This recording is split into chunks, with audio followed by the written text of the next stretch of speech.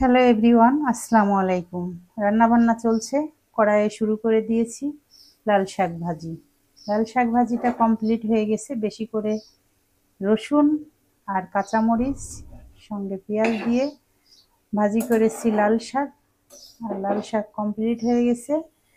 আর পাশে আবার রান্না বসিয়ে দিয়েছি এই যে কচু শাক। কচু শাকটা আমি সিদ্ধ করে নিচ্ছি, এরপরে হচ্ছে তেলে দিব। আরও অনেক অনেক রান্না হবে, আর সেই সম্পূর্ণ রান্না বান্না দেখতে হলে ফুল ভিডিওটা সঙ্গে থাকতে হবে। আর ফুল ভিডিওটা সঙ্গে থাকলে আশা করছি সব কিছু মিলে আপনাদের ভালো লাগবে। সঙ্গে থাকেন আর দেখতে থাকেন আমার আজকের রান্নাঘরে যা যা রান্না। লাল শাকটা নামিয়ে নিয়ে আমি এখন আবার ওই যে পেঁয়াজ রসুন ব্রাউন করে নিলাম। এখন দিয়ে দিচ্ছি রাঁধুনি। এখানে আমি বাগার দিয়ে নিব কচু শাক। কচু শাকে কিন্তু রাঁধুনিটা দিলে কচু শাকের সঙ্গে এই রাঁধুনির যে একটা কম্বিনেশন, এটা খুবই ভালো লাগে। জানি না কে কে আমার মতো কচু শাকের সঙ্গে রাঁধুনি খেতে পছন্দ করেন।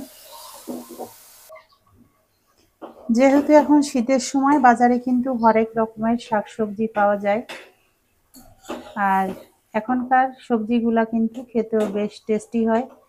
আর কচু শাক তো 12 মাস কালই পাওয়া যায়, তবে কচু ধরনের মানে কচু জাতীয় যেসব খাবার, কচু, কচুর লতি, কচুর ডাঁটা, এই ধরনের খাবারগুলি বাসায় সাহেবের বেশি পছন্দের থেকে থাকে।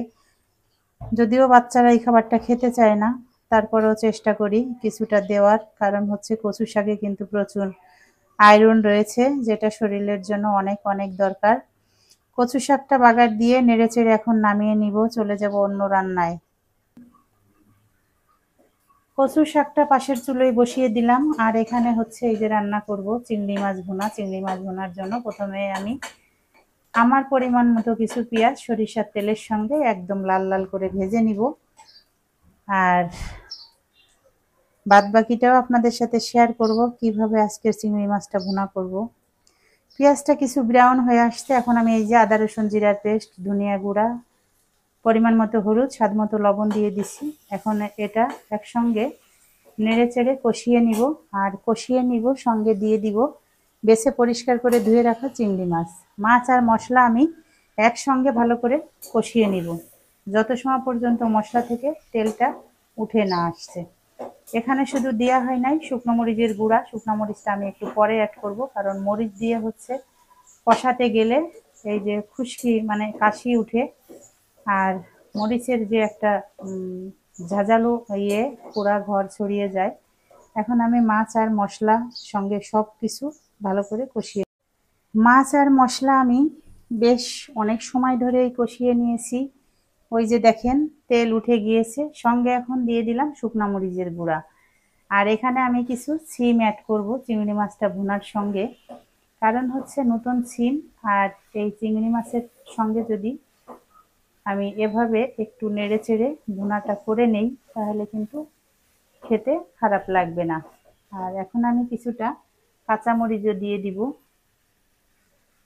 কাঁচামরিচ দিয়ে রান্না করা যে কোনো ধরনের রান্নাই কিন্তু তার স্বাদ এবং গুণ অনেক অনেক গুণ বাড়িয়ে দেয়।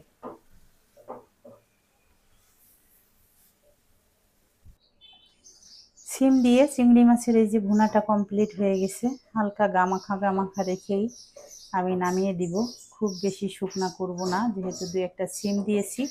একটু মাখা মাখা রেখে নামালেই কিন্তু খেতে ভালো লাগবে।